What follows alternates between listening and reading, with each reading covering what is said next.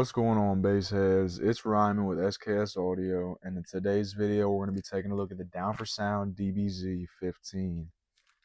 Now, this is a relatively mid-range subwoofer, coming in at right around just under 300 bucks, I believe. At this point in time, it's got quite a good amount of reviews, mostly positive. I figured I'd add it to the collection of Down4Sound stuff that we've reviewed and tested on the channel. So let's go ahead and dive right into it, take a look at things, and talk a little bit more about the woofer as I unbox it. It is 1300 watts RMS, available in dual 2 ohm and 4 ohm.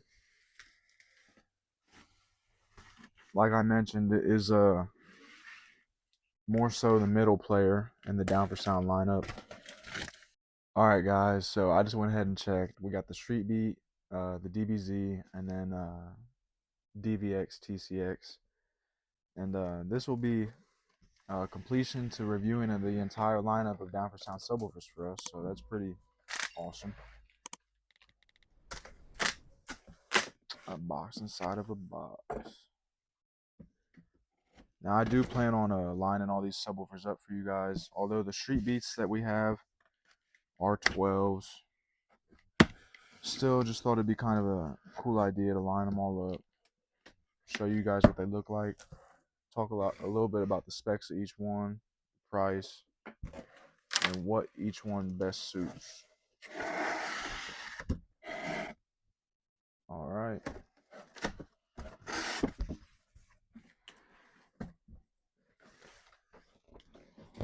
It is just encased in styrofoam.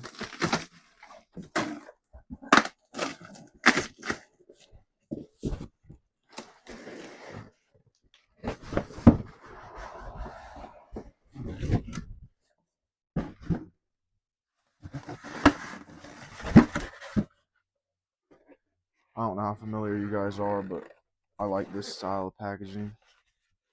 I just cracked that myself, but I feel like that style of packaging is really safe and secure for the subwoofer. Alright, here it is. The Down4Sound DBZ 15. Okay.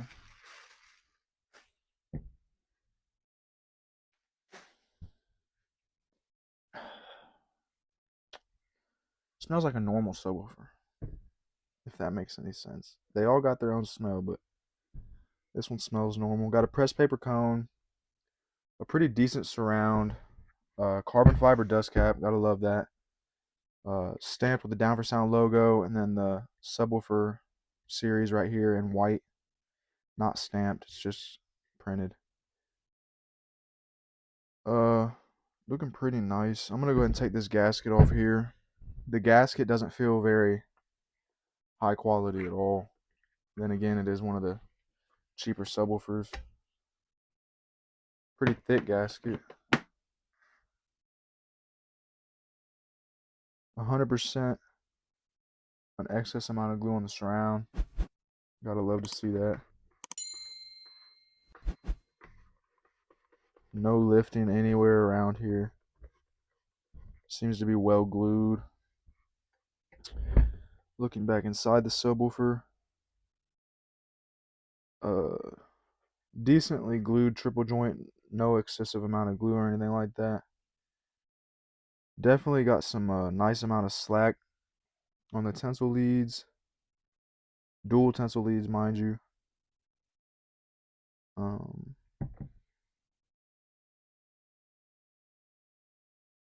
Huge, absolutely huge push terminal. Look like 4-gauge push terminals. I absolutely love the fact that they're so oversized. We do have a spider ring. Moving further down the line, we got a 2.75-inch voice coil. I believe, I'm not too sure the material or the amount of layers. I'll throw that up on video right now if I can.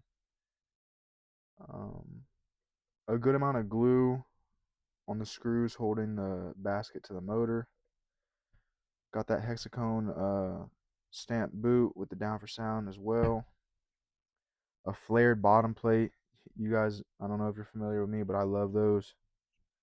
This one's actually severely flared. I mean, it's got a pretty nice lip to it. I really like that. See if I can't get this magnet boot off here for you guys.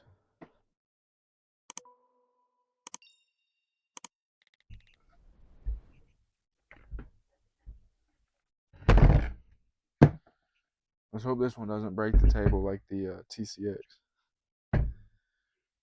So yeah, we got two slugs. On the bottom, we got some more hexagon style printing going on, laser etched. Definitely laser etched bottom plate. See here, it's branded Down4Sound, 1300 watts RMS, 2 ohm, 15-inch DBZ. Real nice branding, like that.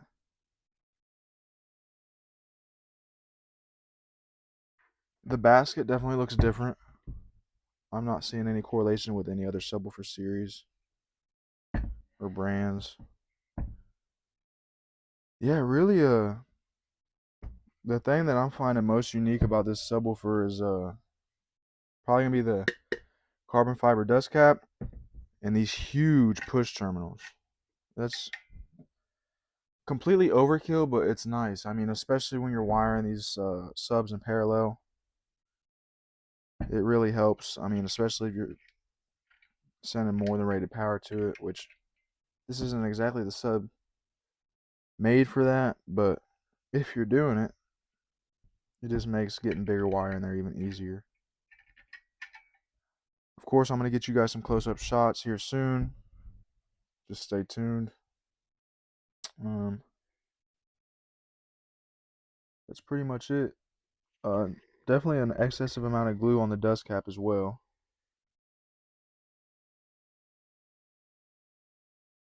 I'm going to go ahead and get you guys put on the handheld tripod, and we're going to go ahead and take a look at this subwoofer up close. Alright guys, the Down4Sound DBZ 15. Up close and personal, you see we got that carbon fiber dust cap. Definitely some signs of some excess glue. Double stitch surround. A good amount of glue holding the surround of the frame. A visible amount oozing out, gotta like that. Not the highest roll surround, but definitely decent. I believe this thing has 30 millimeters of X-Max. For a 1300 watt sub, that's pretty decent. The frame is pretty thin. I just noticed that grabbing it like this. There's that pressed paper cone. Take a look at the triple joint.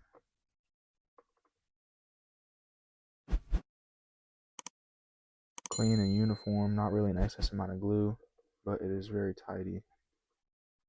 And then here we have these absolutely huge push terminals. I haven't seen push terminals this big on a subwoofer with this low of a power rating ever, I don't think. Factory anyways. The dual tensile leads, definitely a good amount of slack in them. I am a fan of the leads being pushed out of the way of the push terminals, especially on smaller subwoofers like 12s and 10s. That way you don't ding them up on the baffle when you're dropping your subwoofer in. But I will say, let's see if I can get this to focus.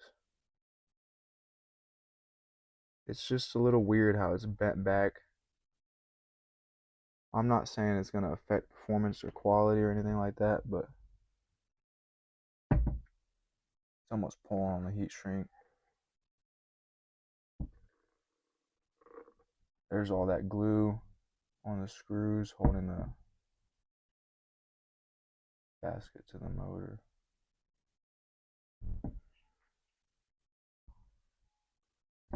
There we go. Down4Sound. 1300 watts RMS.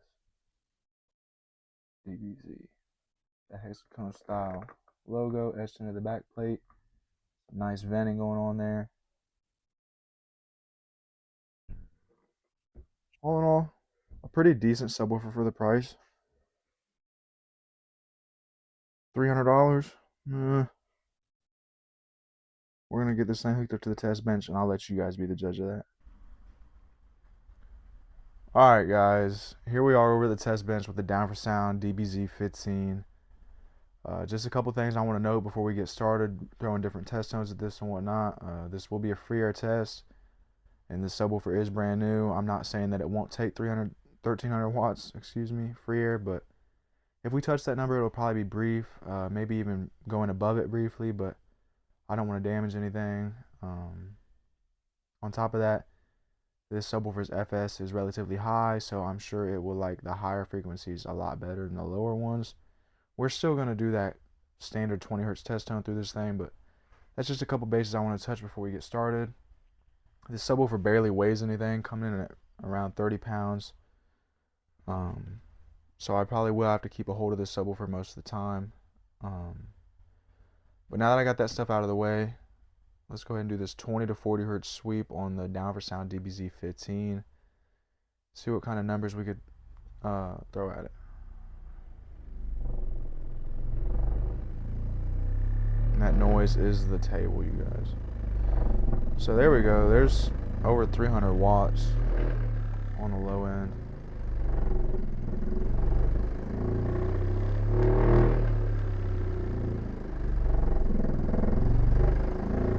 There's over 500.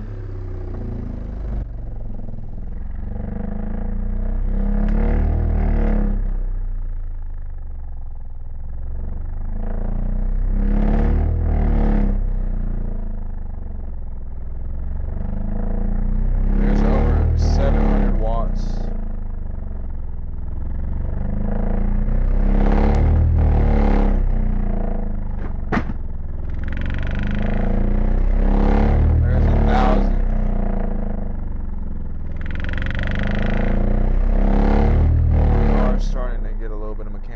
So I'm gonna back off there, guys. Just over 1,000 watts. We started hearing a little bit of noise, so backed off, started knocking stuff down. We're gonna go ahead and throw 20 hertz at it now, follow up with its FS, get a couple slow-mo shots, and yeah, here we go. 20 hertz slow-mo on the Down4Sound DBZ 15.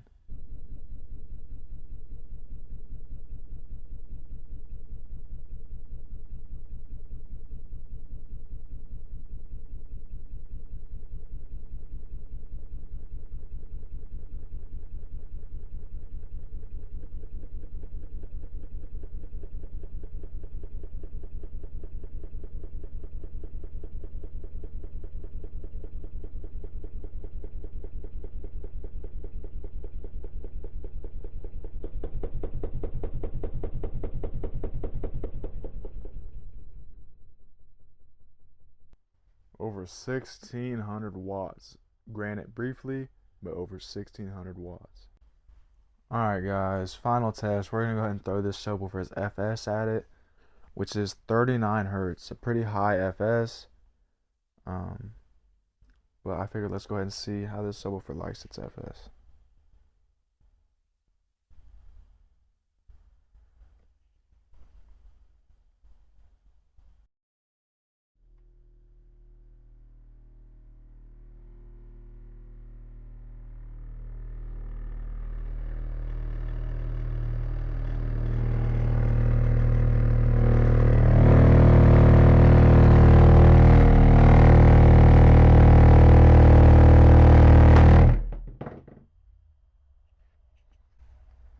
Alright, guys. I got stuff falling down over and over again.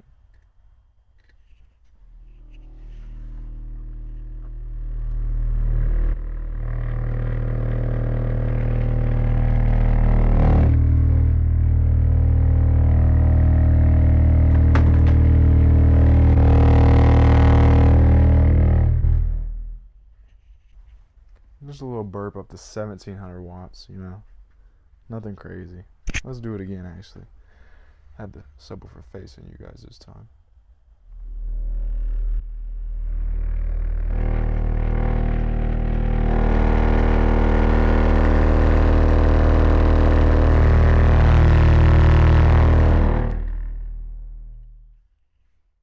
There was 1800 watts that time on the Down4Sound DBZ 15. Alright guys, like I said, I wanted to line them all up. Here we have the DBZ, which we've been reviewing. Unfortunately, the Street Beat we have is a 12, but you're still going to get the idea because the motor, yada yada. Here we got the Street Beat, DBZ, DVX, and TCX. Now, obviously, there is quite a difference in size between all of these woofers. From the motor to the basket to the surround, each one has its own upgrades. And I think you could pretty clearly see that. The surrounds look pretty similar on the TCX versus DVX, while the motors look absolutely different. The frame's a lot taller. And going to the budget side of things, motor's a little bit bigger on the DBZ compared to the Street Beat, with a lot taller of a frame and a way beefier surround. Now, obviously, all of these subs are going to have their trade-offs, their pros, and their cons. But I figured while we're here, we'll go through the lineup, kind of talk about what each subwoofer is for and what you could use it for in a day-to-day scenario. Street Beat is going to be your ultimate budget banger. I mean, this is going to be your cheapest option, but don't let it fool you. It'll still get down and beat.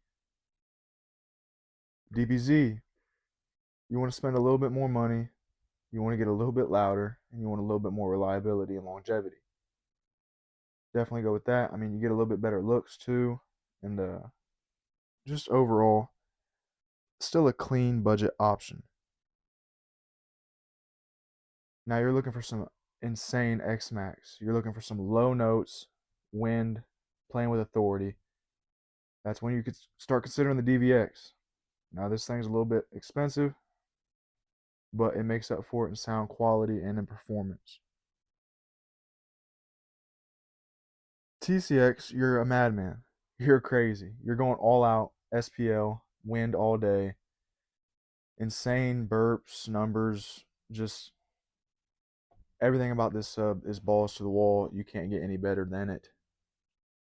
With insane motor force, suspension, and X-Max.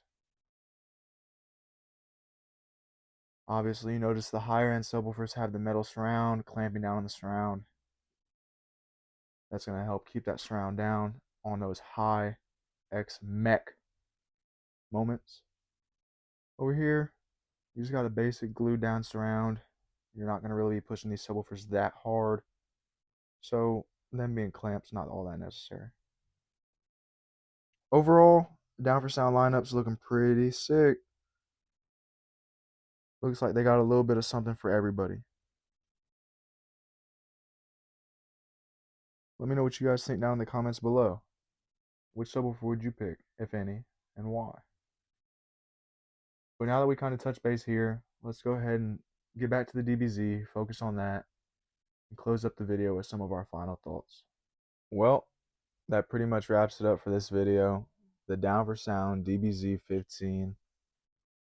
An absolute budget banger. Again, we get some pretty high quality parts with this subwoofer, like the carbon fiber dust cap. I'd call it a mid-roll surround. Dual tensile leads, which are pretty thick by the way. Absolutely massive push terminals. A decent basket. Double stack motor. And just a couple other bells and whistles like a motor boot. Some etching on the back of the motor. A pretty stiff spider alongside decent X-Max. This subwoofer definitely did impress me a little bit. I think it could be a little bit cheaper, but it's right around where it should be if you ask me. Compared to the Street Beat and the DVX, I definitely see how this subwoofer could be in the middle of those two and why it might be the right subwoofer for you. And that's why I make these videos, to help you guys make up your mind and make decisions and stay informed on the latest. I hope you guys enjoyed this video. Don't forget, like I previously stated, at 1,000 subscribers, we're going to be giving away a system.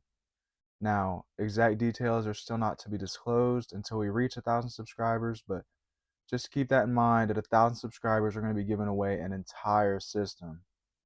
But with that being said, I hope you guys enjoyed today's video. Please don't forget to like, comment, share, and subscribe, as I do my best to get back to each and every one of you, and it truly means the world. But until next time, bass on, friends.